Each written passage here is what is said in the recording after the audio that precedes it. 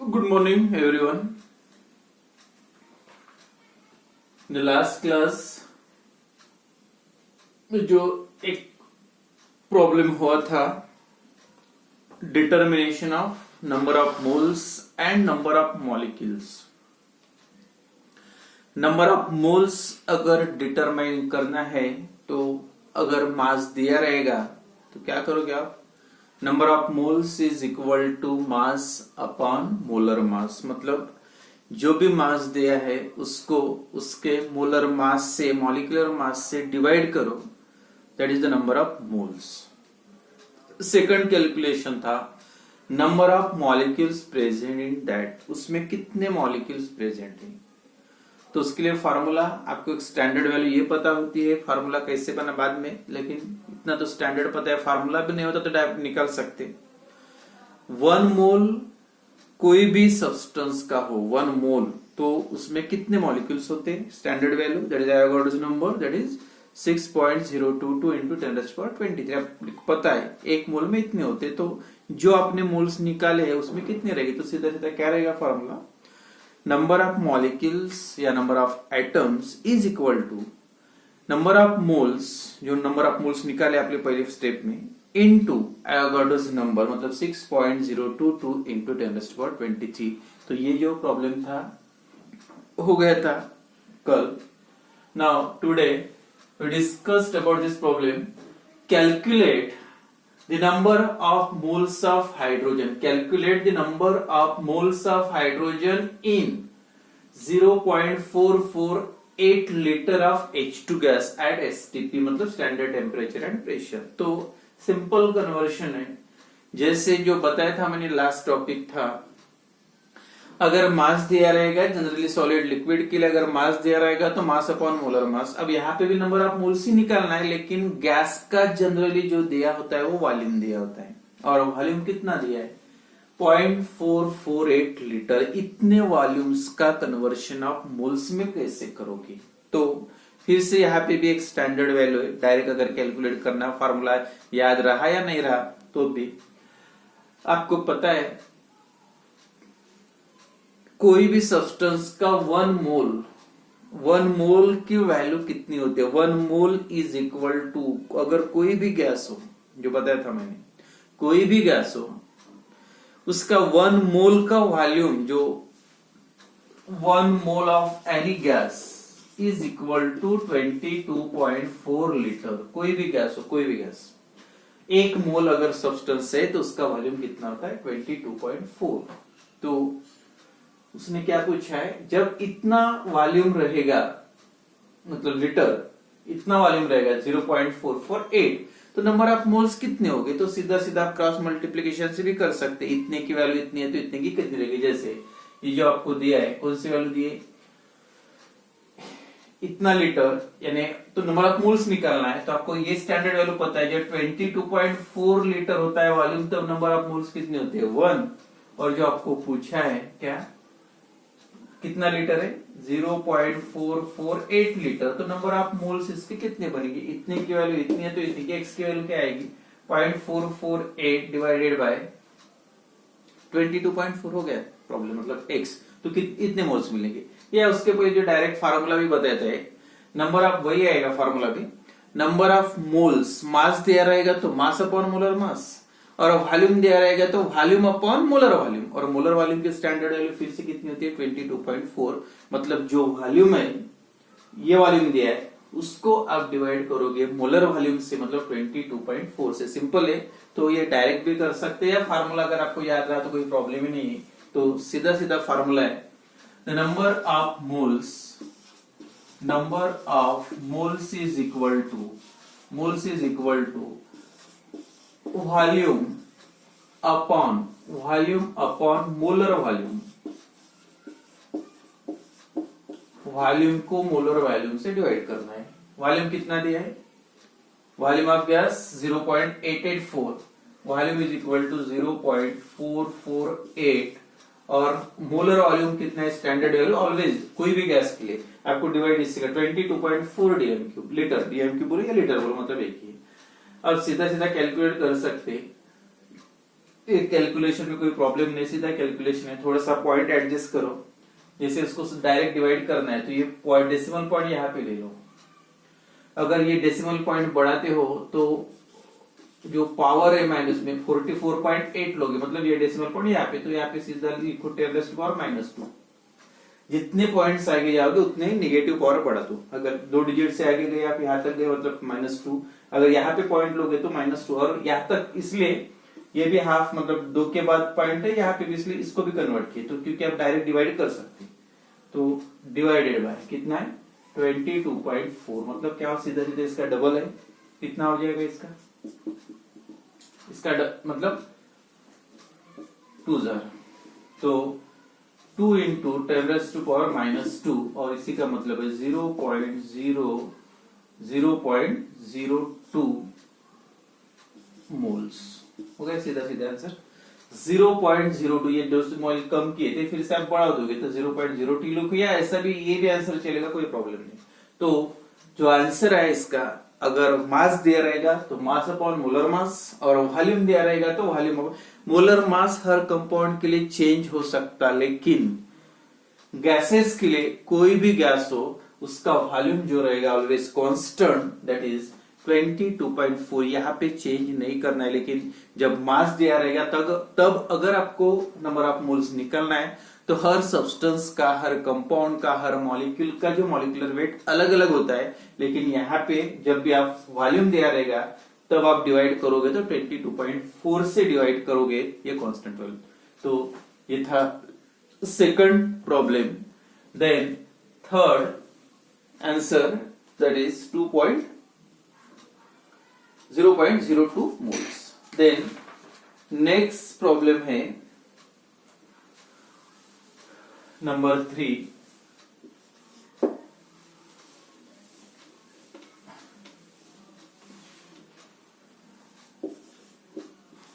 Arjun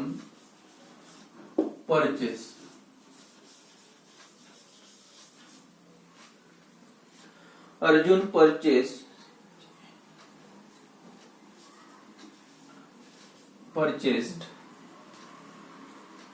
250 gram of glucose, 250 gram of glucose,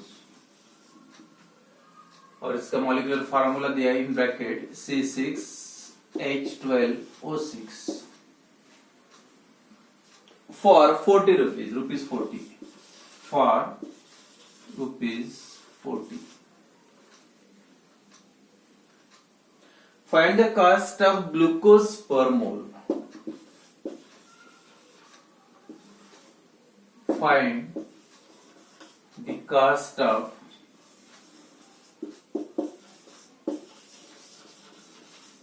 glucose per mole. तो simple मतलब है, देखो एक बार problem, Arjun purchased 250 gram of glucose, मतलब 250 ग्राम ग्लूकोज उसने परचेज किया है कितने रुपए में, 40 रुपीज में। 250 ग्राम परचेज करने के लिए उसको कितने लग रहे, 40 रुपीज। तो ग्लूकोज की पर मोल, मतलब find the cost of glucose per mole, एक मोल ग्लूकोज की वैल्यू क्या रहेगी, एक मोल ग्लूकोज का निकलना है। अब सबसे पहले आपको आएगा एक मोल की वैल्यू निकलना है, तो जो परचेज किया है उसके डायरेक्ट आप कन्वर्ट कर सकते हो, उसके नंबर ऑफ मोल्स कितने। इसके पहले मैंने जब भी वेट दिया रहेगा, वेट दिया है 250 ग्राम, तो आपको सबसे पहले निकालना पड़ेगा जो वेट दिया है उसके नंबर ऑफ मोल्स कितने। उसके बाद देखो, अगर आपने उसके नंबर ऑफ मोल्स निकाल दिए तो इतने मोल्स के लिए 40 रुपीज, तो एक मोल्स के लिए कितना, सीधा फिर से क्रॉस मल्टीप्लीकेशन करो, या वही फार्मूला यूज करके number of molecule, number of moles क्या आएगा, मास अपॉन मोलर मास। तो कॉस्ट का तो सीधा सीधा आपको क्रॉस मल्टीप्लाई, इतने रुपए इतने मोल्स के लिए, मतलब इतने मोल्स के लिए इतने रुपए लग रहे, तो 1 मोल के लिए वैल्यू क्या रहेगी, वो टाइप से भी निकाल सकते हैं। तो इसका मतलब आपको सबसे पहले निकालना पड़ेगा मोल की वैल्यू निकालना है, एक मोल के लिए कितने रुपए लगेंगे। तो इसका पहले 250 जो ग्राम है उसका कन्वर्शन पहले करो नंबर ऑफ मोल्स में, मतलब मोल्स मिल गए तो इतने मोल्स की वैल्यू ये है, तो 1 मोल की वैल्यू क्या रहेगी, सीधा क्वेश्चन। तो सबसे पहले आप निकालोगे number of moles of glucose, number of moles of glucose, glucose के नंबर ऑफ मोल्स। फिर से फॉर्मूला वही, मास अपॉन मोलर मास। कितना है mass of glucose? Mass of glucose is given is equal to 50 gram. Then molar mass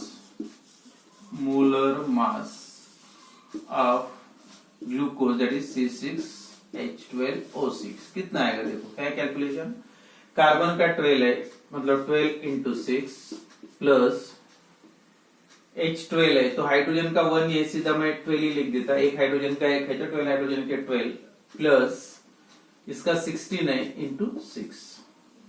तो इसका अगर solve करोगे total 12 into 6 plus 12 into 16 into 6, तो इसका आता है 180 ग्राम। हो गया?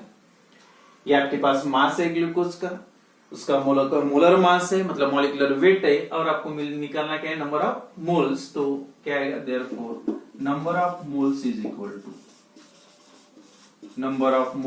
इक्वल टू मास कितना है?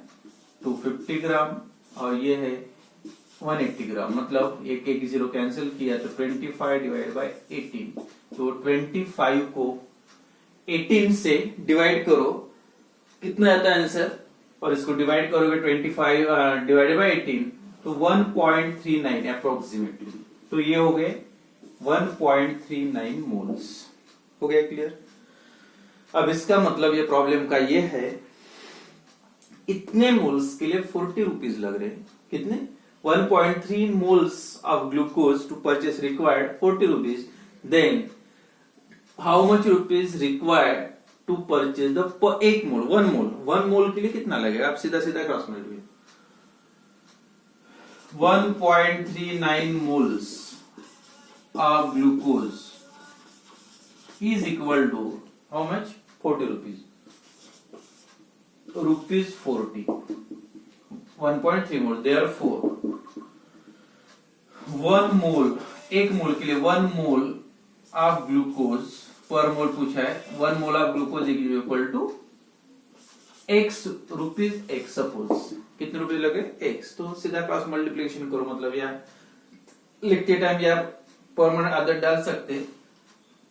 क्या लग रहा? 1.39 मोल के लिए कितने रुपीज लग रहे? 40। तो 1 मोल के लिए x, therefore x is equal to क्या आएगा? 40 डिवाइडेड बाय 1.39।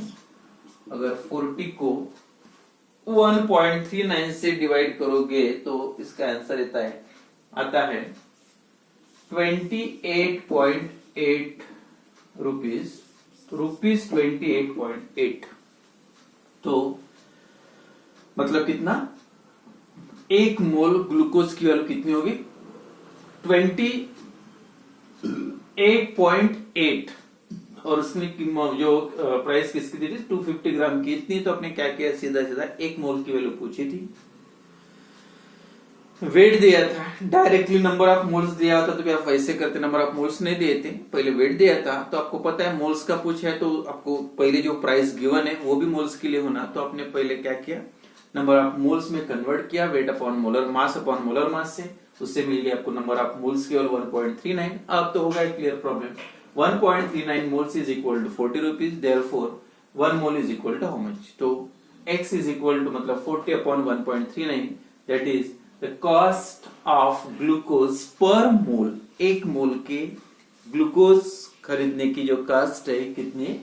28.8 रुपीज। तो इस टाइप से भी प्रॉब्लम आ सकता है, या बाकी है वही, थोड़ा सा वर्डिंग अलग है, मतलब एक ही नंबर ऑफ मोल्स में कन्वर्ट किया, उसके बाद में जो डायरेक्ट सिंपल कैलकुलेशन था। देन नेक्स्ट एक प्रॉब्लम थोड़ा अलग मोल्स का या नंबर ऑफ मोल्स कन्वर्शन। ये जो एक हुआ था average atomic mass, specially that is for isotopes. Isotopes अलग अलग फॉर्म में होते हैं, उसका एटॉमिक नंबर सेम होता है बट मास नंबर डिफरेंट होता है। तो एक्चुअल मास कितना होना चाहिए। आइसोटोप्स रहे तो उसके लिए एवरेज निकालना पड़ता है, जैसे 35.5 Cl का आता है, क्योंकि उसके दो आइसोटोप्स होते हैं, दोनों का वेट अलग अलग है, तो दोनों का एवरेज निकालना है। तो एवरेज निकालने के लिए क्या करोगे, कैसे प्रॉब्लम आता है, एक देखो, एक इसका प्रॉब्लम है, the natural isotopic abundance of the natural isotopic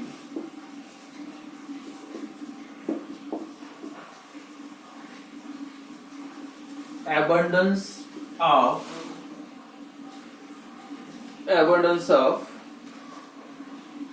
natural isotopic abundance of एक एलिमेंट दिया है B11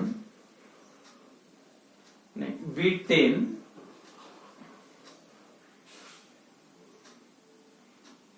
is 19.60%, मतलब नेचर में इतना परसेंट में ये प्रेजेंट है B10 वाला। एंड और दूसरा एक है B11 वाला, B11 is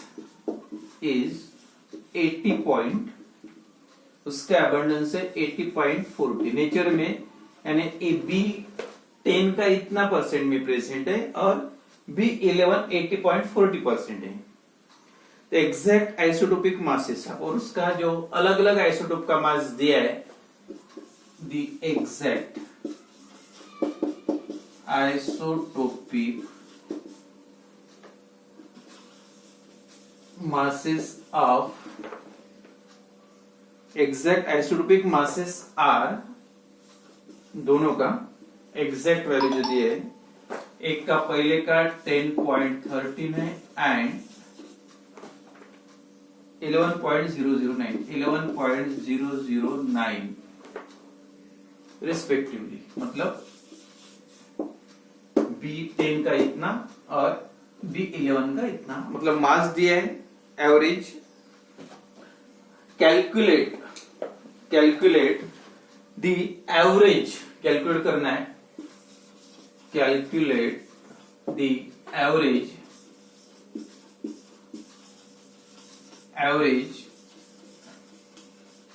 atomic mass of element. तो एवरेज एटॉमिक मास निकलना है। देखो सीधा पहले बताया मैंने, B10 का इतना परसेंट प्रेजेंट है, 11 का इतना परसेंटेज है और A10 का मास इतना है और B11 का मास इतना है। तो एक तो परसेंटेज में दिया रहेगा या प्रोपोर्शन में दिया रहेगा। तो सीधा एक फार्मूला जो मैंने बताया था, परसेंटेज हो या रेशियो, जैसे इसका दिया होता 1:2 एंड इसका 2 का, तो क्या करते हैं आप, इसके रेशियो 1 है, proportion 1 into 10.13 plus 2 into 11.009 divide by 1 plus 2 3। अब परसेंटेज में दिया है तो आप क्या करोगे, फर्स्ट ए B10 के लिए 10.13 into 19.16 plus 11.009 into 80.40 divide by total percent, दोनों की टोटल कितनी आएगी, सीधा 100, मतलब परसेंटेज में तो ऑलवेज 100 से डिवाइड करना होता है। Therefore average atomic mass is equal to